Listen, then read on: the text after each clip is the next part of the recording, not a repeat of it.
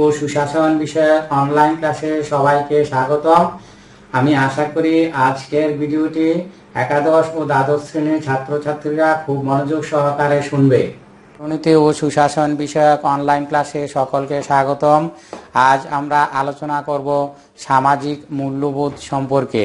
সামাজিক মূল্যবোধের ব্যাপারটি আমরা যতটুকু জানি এর চেয়ে বেশি আমাদের কাছে পরিচিত মূল্যবোধের অবক্ষয় শব্দটি।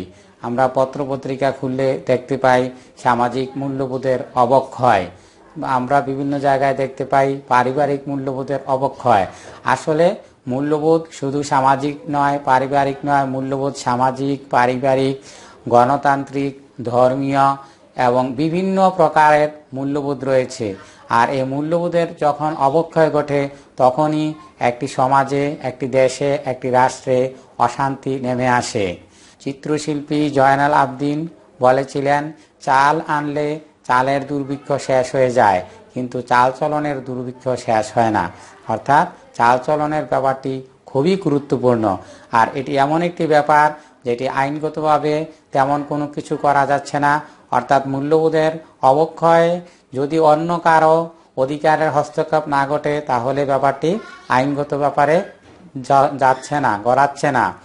আর এমন একটি ব্যাপার যেটা সহজভাবে অনেকেই বুঝে, কেউ বুঝে আবার কেউ বুঝে না। অর্থাৎ একই সমাজে বিভিন্ন ধরনের মূল্যবোধ থাকতে পারে, আবার বিভিন্ন সমাজে বিভিন্ন ধরনের মূল্যবোধ থাকতে পারে। একই সমাজের মূল্যবোধের সাথে আরেক সমাজের মূল্যবোধ যে মিলবে এমন বিষয়টি নয়। তার মানে আমরা ব্যাপারটি অনুধাবনের সাথে জড়িত বলে বলতে পারি, অনুভূতির সাথে জড়িত। আমরা যদি বলি যে এই ছেলেটা খুব স্মার্ট বলতে কি বোঝায়, তার ব্যক্তিত্ব বলতে কি বোঝায়, সে খুব ব্যক্তিত্ব সম্পন্ন। তার ব্যক্তিত্বের সাথে সাথে অনেক কিছু চলে আসছে, তার হাঁটা চলার ভঙ্গি, কথা বলার ভঙ্গি, তার ভদ্রতা, তার পোশাক পরিষ্কার পরিচ্ছন্নতা, তার শৃঙ্খলা, অনেক কিছু চলে আসে।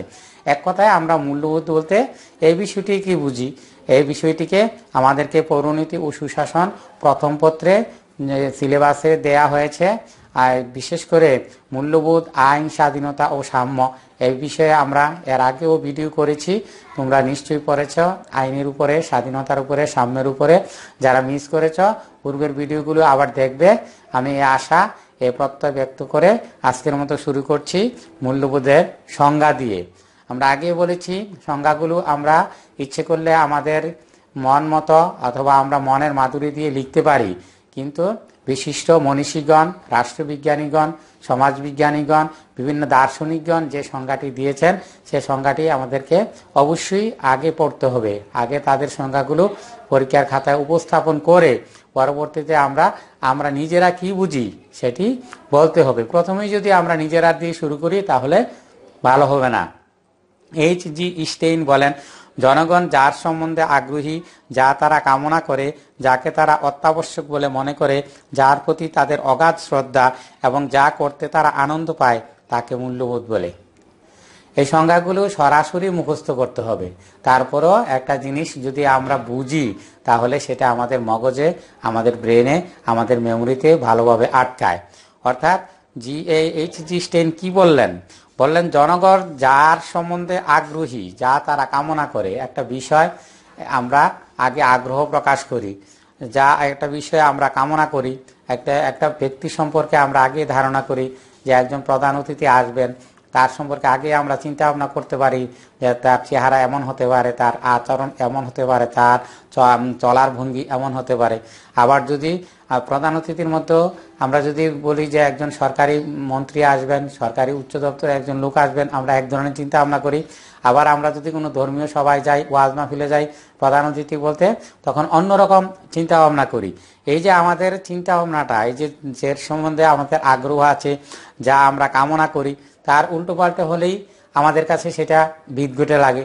যেমন আমাদের দেশে সাধারণত ধর্মীয় সম্প্রদায়ের অর্থাৎ ধর্মীয় গুরু যাদেরকে আমরা মাওলানা সাহেব বলি, তারা সাধারণত প্যান্ট শার্ট পরেন না। কেউ যদি স্যুট টাই পরে, প্যান্ট শার্ট পরে, একেবারে টাইট জিন্স পরে যদি বক্তব্য দিতে আসেন, অর্থাৎ প্রধান অতিথি, প্রধান বক্তা হিসাবে যদি কেউ আসেন, তাহলে সেটা আমাদের কাছে একেবারেই বেমানান মনে হবে।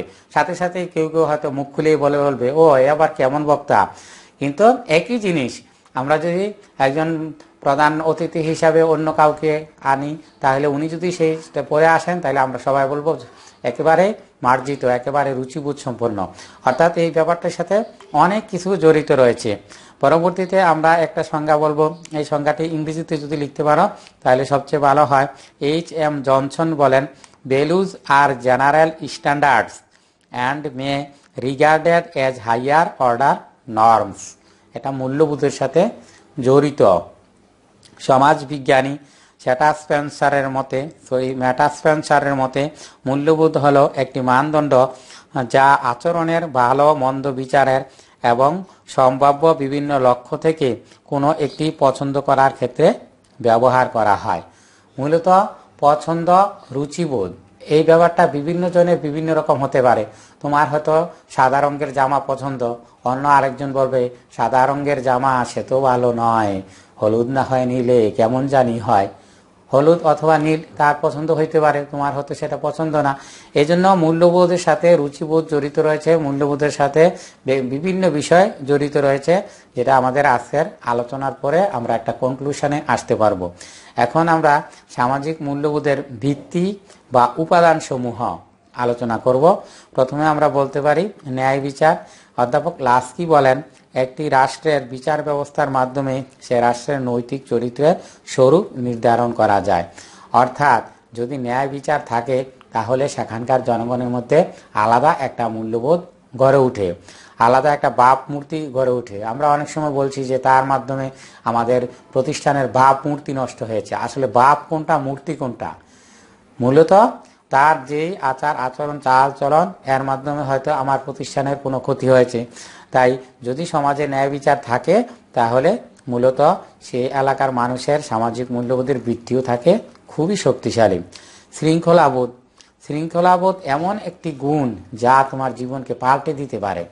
এই শৃঙ্খলাবোধ যদি না থাকে, ডিসিপ্লিন যদি না থাকে, জীবনের কোথাও তুমি উন্নতি লাভ করতে পারবে না।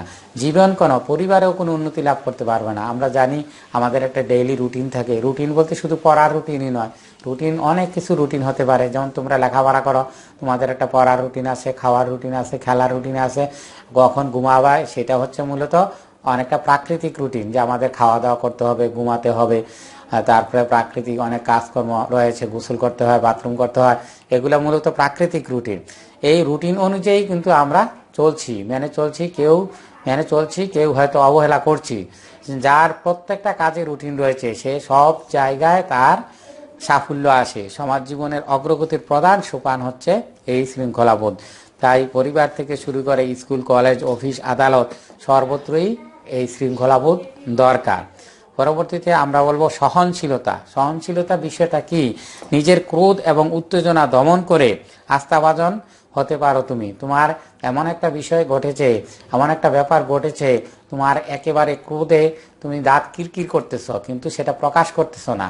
হয়তো তোমার বাসায় একজন মেহমান আসলো, নতুন মেহমান, যাকে তুমি খুব শ্রদ্ধা করো, ভক্তি করো, হয়তো সে খেয়াল বশত বা বেখেয়ালে তোমার একটা জিনিস নষ্ট করে ফেললো। তোমার একটা শখের একটা শো পিস তুমি এনেছিলে, কক্সবাজার শিক্ষা সফরে গিয়ে এনেছিলে, এটা হয়তো তার হাত থেকে পড়ে গেল, ভেঙে গেল, তোমার খুব খারাপ লাগতেছে। কিন্তু তুমি তোমার সেই উত্তেজনাটাকে প্রশমন করে, নিজের ক্রোধটাকে দমন করে তুমি তার সাথে ভালো ব্যবহার করলে। এরকম সমাজে আমরা যখন চলি তখন সহনশীলতার খুবই প্রয়োজন।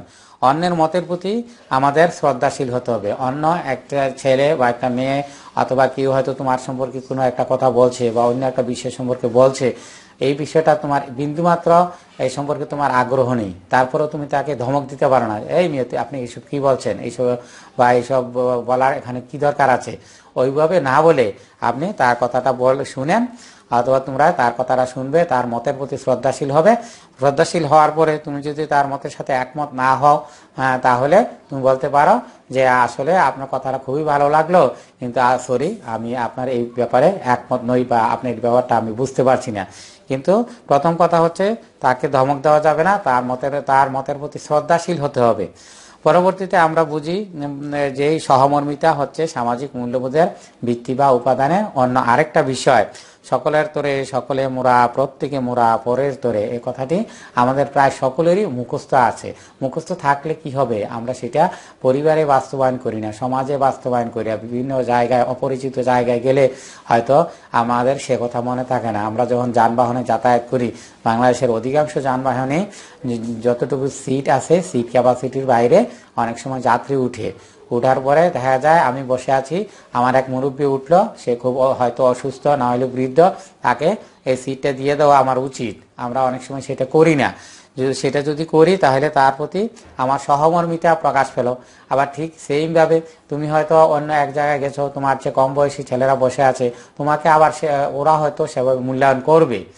তবে মূল্যায়ন করবে সেই আশা প্রত্যাশায় তুমি মুরব্বীকে সিট ছেড়ে দিবে না, তুমি সিট ছেড়ে দিবে তোমার ভদ্রতার কারণে, তোমার সহমর্মিতার কারণে। অর্থাৎ কিছু পাওয়ার উদ্দেশ্যে কিছু করতে নেই, করতে হবে যে আমি আমার খাস নিয়তে, আমি ভালোর উদ্দেশ্যে, সমাজের কল্যাণে অথবা সৃষ্টিকর্তাকে রাজি খুশি করার জন্য অন্য আরেকজনের উপকার করলাম।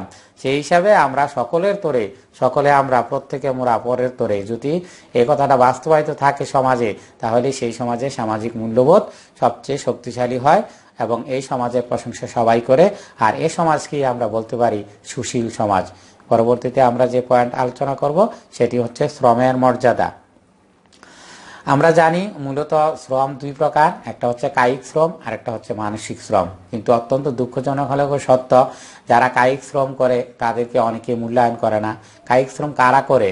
যারা শুধুমাত্র দৈহিক, যেমন রিক্সা চালক বর্তমানে যদিও ইঞ্জিনের রিক্সা বের হয়েছে, তারপরও আমরা বলতে পারি সেটা কায়িক শ্রমেরই অংশ।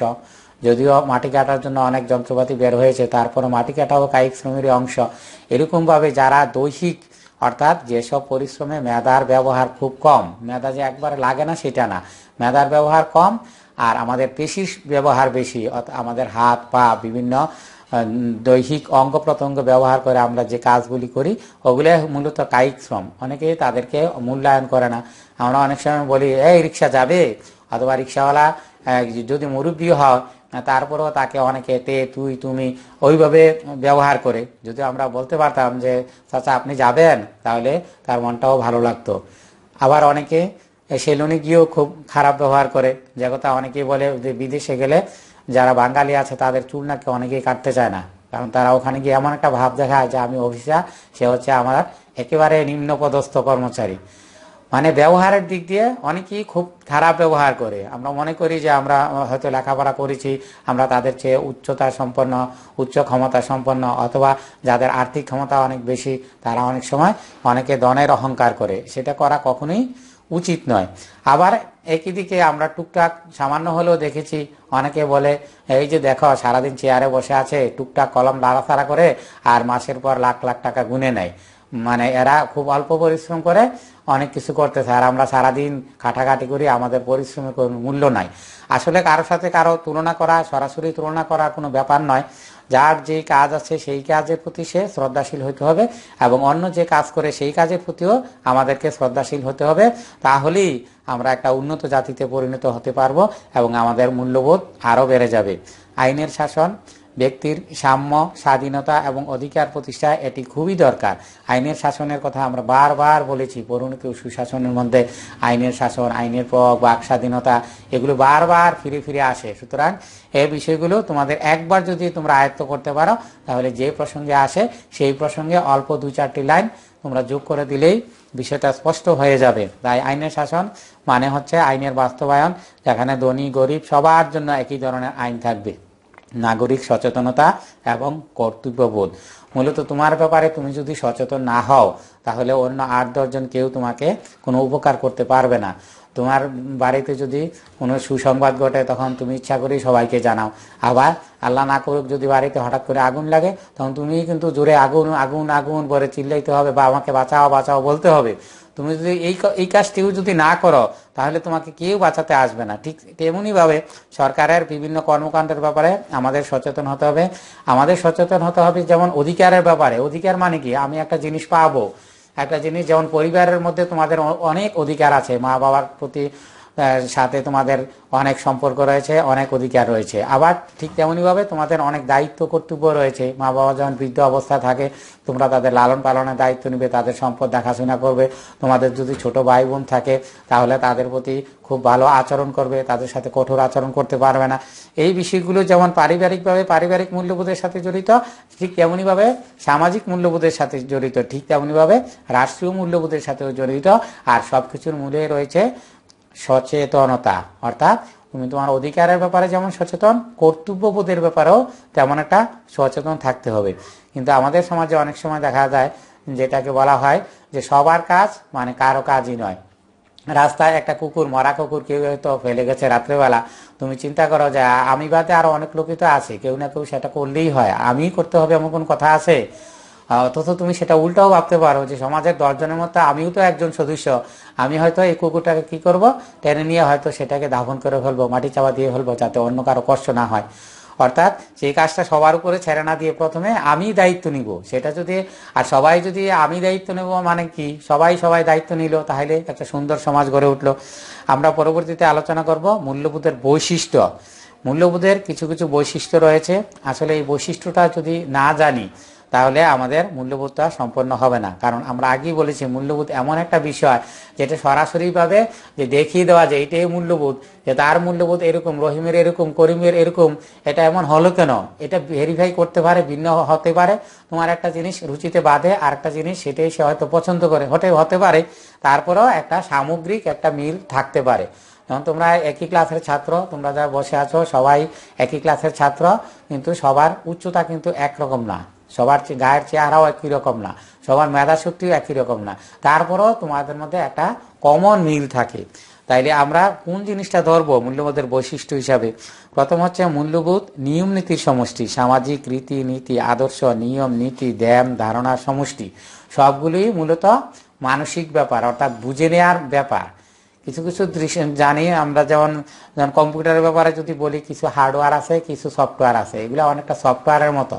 হার্ডওয়্যার জিনিসটা হচ্ছে যেটা তোমার যেমন কম্পিউটারে যেটা ধরা যায়, ছোঁয়া যায়, এটা তুমি এক জায়গা থেকে আরেক জায়গায় স্থানান্তর করতে পারো। আর সফটওয়্যারের বিষয়টা হচ্ছে বিভিন্ন প্রোগ্রামগুলো, এটাও অনেকটা প্রোগ্রামের মতোই। আর তারপরে আমরা বলতে পারি আরেকটা বৈশিষ্ট্য হচ্ছে অলিখিত, যেটা আমরা বলছি যে মূল্যবোধের কিছু কিছু বিষয় আছে, যেমন তুমি মুরব্বীকে সালাম দিবে, তোমার শিক্ষককে সালাম দিবে, আব্বা আম্মাকে সালাম দিবে। তুমি যদি সালাম না দাও তাহলে কেউ কিন্তু তোমার বিরুদ্ধে গিয়ে মামলা করছে না যে আমাকে সালাম দেয় না কেন। তাহলে বিষয়টা অনেকটাই অলিখিত, মানুষের দৃষ্টিভঙ্গি, বিশ্বাস, আদর্শ এবং মূল্যবোধের মাধ্যমে এগুলো টিকে থাকে, এগুলো যুগ যুগ ধরে টিকে আছে। এই মূল্যবোধগুলো যদিও অলিখিত, তারপরে কিন্তু হারিয়ে যাচ্ছে না। তোমার দাদা যেই কাজটা করে গেছে, তোমাকে যেটা উপদেশ দিয়ে যাচ্ছে, তোমার বাবা যেটা করেছে, আবার তুমি যেটা করছো, তুমি হয়তো তোমার নিম্নপদস্থ যারা আছে তাদেরকে হয়তো সেভাবে চলার উপদেশ দিবে, বলবে আমার দাদাকে দেখছি এই কাজটা এইভাবে করতে, এটা তুমি করো, আমি মেনে চলেছি। তারপরে আমরা বলতে পারি পরিবর্তনশীলতা। এক সময় বাল্যবিবাহ খুবই স্বাভাবিক ছিল, পণ প্রথাও স্বাভাবিক ছিল, এমনকি সতীদাহ প্রথাও এক সময় স্বাভাবিক ছিল, মানে সবাই মেনে নিত। সতীদাহ প্রথা তোমরা জানো যে বিশেষ করে হিন্দুদের মধ্যে যদি স্বামী মারা যেত তাহলে তার স্ত্রী যদিও একেবারে যদি মানে অল্প বয়সী হয়, এমনও হতে পারে যে বিয়ে 2 দিন পরে তার স্বামী কোনো কারণে মারা গেল, মানে তাকে স্বামীর চিতায় যেতে হতো, মানে বাধ্য করা হতো তাকে স্বামীর চিতায়, মানে একই সাথে সহমরণ। সে যেহেতু স্বামী যেহেতু মারা গেছে, এই স্ত্রী থাকার আর কোনো দরকার নেই, তখন সেটা অনেকটা স্বাভাবিকভাবে মানুষ মেনে নিত। পরবর্তীতে মানুষের মনে একটা পরিবর্তন আসে, না এটা হতেই পারে না, আর এটা কোনো ধর্মীয় বিধান না, এটা সামাজিক বিধান। পরবর্তীতে আমরা দেখি রাজা রামমোহন রায়ের মাধ্যমে সতীদাহ প্রথা উচ্ছেদ হয়। আর এরকম অনেক বিষয় ছিল যেগুলো আগে ছিল অনেকটা স্বাভাবিক, আর এখন আমরা সেটাকে মেনে নিচ্ছি না। তার কারণ কি? কবিগুরু রবীন্দ্রনাথ ঠাকুর বলেছেন যে তোমার 10 বছর আগে যে জিনিসটা ভালো লেগেছে এখন যদি ঠিক একইভাবে ভালো লাগে, একই প্রকৃতির যদি ভালোবাসা থাকে, তাহলে বোঝা গেল যে তোমার রুচিটা মরে গেছে, মানে রুচি হচ্ছে পরিবর্তনশীল। এবং অন্য আরেকজন বলেছেন যে মানুষ স্বভাবতই বদলায়, কারণে অকারণে বদলায়, মানুষ মরে গেলে পচে যায় আর বেঁচে থাকলে বদলায়। সুতরাং এই বদলানোটা, পরিবর্তনশীলতাটা সমাজেরই ধর্ম। তবে এই পরিবর্তনশীলতারই আবার একটা নির্দিষ্ট একটা মানদণ্ড থাকতে হবে। সমাজের সবাই 8-10 জন যা করে যেটা বৈধ সেটা তুমি করো, কোনো সমস্যা নেই। তারপর হচ্ছে সামাজিক মানদণ্ড, সমাজের মানুষের আচার আচরণ ভালো মন্দ মানুষের জীবনযাত্রা নিয়ন্ত্রণ করে। যে সামাজিক যে মানদণ্ড, অনেকে বলে এটা আমার ইচ্ছা, আমি এটা এইভাবে করবো। আসলে ইচ্ছা মতো সবকিছু করার নামই স্বাধীনতা নয়, যেটা আমরা স্বাধীনতা অধ্যায় পড়েছি। যে স্বাধীনতা মানে তুমি ইচ্ছা মতো যা খুশি তাই করতে পারবে, কিন্তু সেটা অন্য কারো যাতে কোনো ক্ষতি না হয়। তুমি এমন একটা আচরণ করলে, এমন একটা পোশাক পরে তুমি একটা অনুষ্ঠানে গেলে অথবা বাজারে গেলে, একটা প্রতিষ্ঠানে আসলে, যেটা মানুষের দেখলে, তোমাকে দেখলে সে হয়তো তার মনে মনে সে একটা রাগ উঠে গেলো, এই ছেলেটা এটা কি একটা পোশাক পরে এসেছে। তাই যদিও এটা তোমার ব্যক্তিগত ব্যাপার, তোমার পোশাক তুমিই পরবে, কিন্তু যেহেতু তুমি একটা সমাজে আসছো, তুমি একটা সমাজের অংশ। যেটাকে আমরা অনেক সময় বলে থাকি যে মার্কিন যুক্তরাষ্ট্রের রাষ্ট্রপতি যখন ভাষণ দেন, তখন তুমি রক্ত মাংসের একজন মানুষ হিসাবে কিন্তু ভাষণ দিচ্ছেন না, তিনি ভাষণ দিচ্ছেন কি আমেরিকার জাতির একজন প্রতিনিধি হিসাবে। অথবা উনি যখন জাতিসংঘে ভাষণ দিচ্ছেন, অথবা জাতিসংঘের প্রধান যখন ভাষণ দিচ্ছেন, মহাসচিব যখন ভাষণ দিচ্ছেন, তখন ওনাকে আমরা দৈহিকভাবে বা ব্যক্তি হিসাবে কল্পনা করি না, ওনাকে কল্পনা করি জাতিসংঘের ওনার পদের হিসাবে, প্রাতিষ্ঠানিক পদ হিসাবে আমরা সেটা কল্পনা করি। আমরা আলোচনা শেষ করতে যাচ্ছি। পরিশেষে আমরা যেটা বলবো, একজন বিশিষ্ট সমাজবিজ্ঞানী ম্যাক্স ওয়েবারের সাথে, তার কথার সাথে সুর মিলিয়ে আমরা বলবো যে মূল্যবোধের পরিসীমা পরিমাণ নির্ণায়ক সংখ্যাভিত্তিক কোনো ব্যবস্থা নেই। যেটা আমরা আগেই বলেছি যে এটা মূলত এক একজন ম্যান টু ম্যান ভেরি করে, বিভিন্ন জনের কাছে বিভিন্ন রকম হতে পারে। তিনি আরো বলেছেন যে একটি মূল্যবোধ এর সাথে অন্য একটি মূল্যবোধ সংযুক্ত বা মিশ্রিত করা নির্দিষ্ট কোনো সূত্র নেই। আমরা একথা বলেই আজকের আলোচনা শেষ করছি।